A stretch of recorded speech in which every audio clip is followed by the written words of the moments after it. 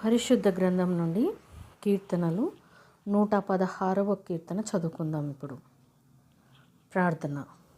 ఆలోచనకర్త, అద్వితీయుడమైన మా దేవ, ఆత్మస్వరూపియగు మా తండ్రి, నీకు స్తుతులు, స్తోత్రాలు, వందనాలు చెల్లిస్తున్నానయ్యా. ఇదిగో తండ్రి, నీ వాక్యం చదవబోచుండగా ప్రభువా, నీ జ్ఞానంతో మమ్మల్ని నింపి తండ్రి బలపరచుమని యేసయ్య పరిశుద్ధ నామం అడిగి వేడుకుంటున్నాం మా తండ్రి, ఆమేన్. పరిశుద్ధ గ్రంథం నుండి కీర్తనలు 116వ అధ్యాయం చదువుకుందాం. ఇప్పుడు యెహోవా నా మొరను, నా విన్నపములను ఆలకించి ఉన్నాడు. కాగా నేను ఆయనను ప్రేమించుచున్నాను. ఆయన నాకు చెవియొగ్గెను. కావున నా జీవితకాలమంతయు నేను ఆయనకు మొర్రపెట్టుదును. మరణబంధములు నన్ను చుట్టుకొని ఉండెను. పాతాళపు వేదనలు నన్ను పట్టుకొని ఉండెను. పాతాళపు వేదనలు నన్ను పట్టుకొని ఉండెను. శ్రమయు దుఃఖమును నాకు కలిగెను. అప్పుడు యెహోవా, దయచేసి నా ప్రాణమును విడిపింపుమని యెహోవా నామమును బట్టి నేను మొర్రపెట్టితిని. యెహోవా దయాళుడు, నీతిమంతుడు, మన దేవుడు వాత్సల్యత గలవాడు. యెహోవా సాధువులను కాపాడువాడు. నేను కృంగి ఉండగా ఆయన నన్ను రక్షించెను. నా ప్రాణమా, యెహోవా నీకు క్షేమం విస్తరింపచేసి ఉన్నాడు. తిరిగి నీ విశ్రాంతిలో ప్రవేశింపుము.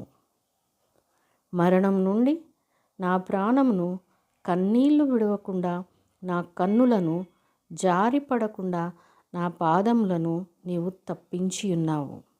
సజీవులున్న దేశములలో యెహోవా సన్నిధిని నేను కాలము గడుపుదును. నేను అలాగు మాటలాడి నమ్మిక ఉంచితిని. నేను మిగుల బాధపడిన వాడను. నేను తొందరపడిన వాడనై ఏ మనుష్యుడును నమ్మదగిన వాడు కాడు అనుకుంటుని. యెహోవా నాకు చేసిన ఉపకారములన్నిటికీ నేను ఆయనకేమి చెల్లించుదును?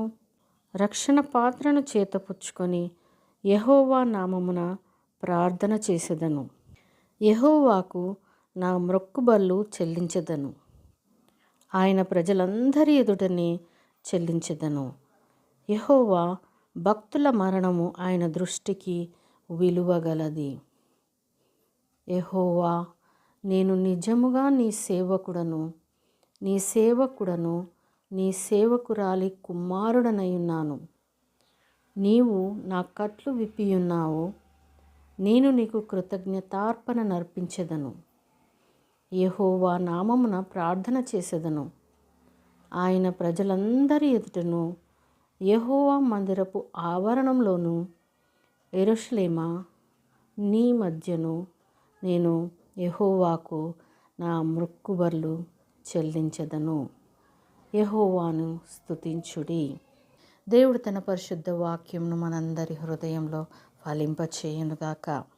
ఆమేన్.